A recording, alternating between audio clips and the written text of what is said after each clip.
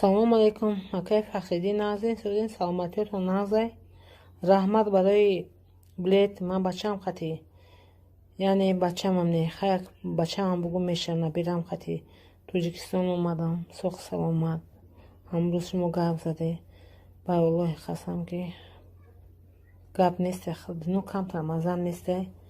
хум кол гирифтастам. ҳала яктум ба шумо миннатдорӣ кунам ки шумо бисёр бара акай Фахриддин медушад ки ман шуморо амрӯз ютубла дидам, бас раз шумо нагуфтед, не ки шумо мана не нагуфтед, ёрдам додед. Раҳмат акай Фахриддин. Худои худовандӣ мушкилота осон кунед, кушоиш кортона буда. Раҳмат. Набирамам омад, марам омадам. Боз дар Тоҷикистонем, соғ саломатиё нас. ҳамамон тинҷем. Майли раҳмат акай Фахриддин. Худо дар гиҷои бошед, саломат бошед, кушоиш кортона, мушкилотон осон кунад. Рахмат. Ребята, привет, я Руслан Усачев и хотел сказать, что это мой любимый канал на YouTube. Человек серьезно гений, то есть последний, кто еще не скатился. Реально подписывайтесь, ставьте лайки, на колокольчик нажимайте, я всячески одобряю.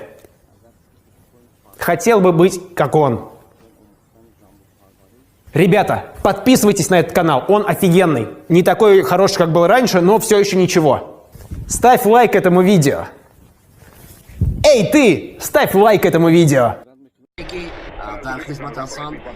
به یگان ممانعت به یگان مشکلی کارهای شما را البته به انجام رسانده دادند. فقط البته دوستان عزیز، وقتی که این کانال را شما دستگیری میکنید، البته که شما را دستگیری میکنند.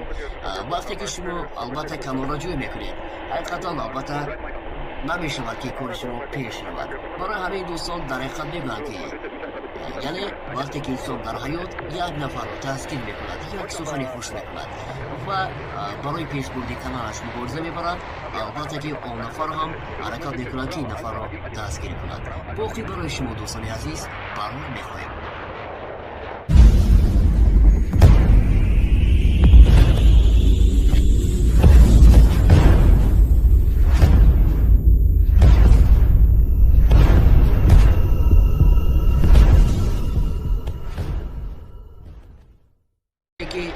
در خدمت هستم.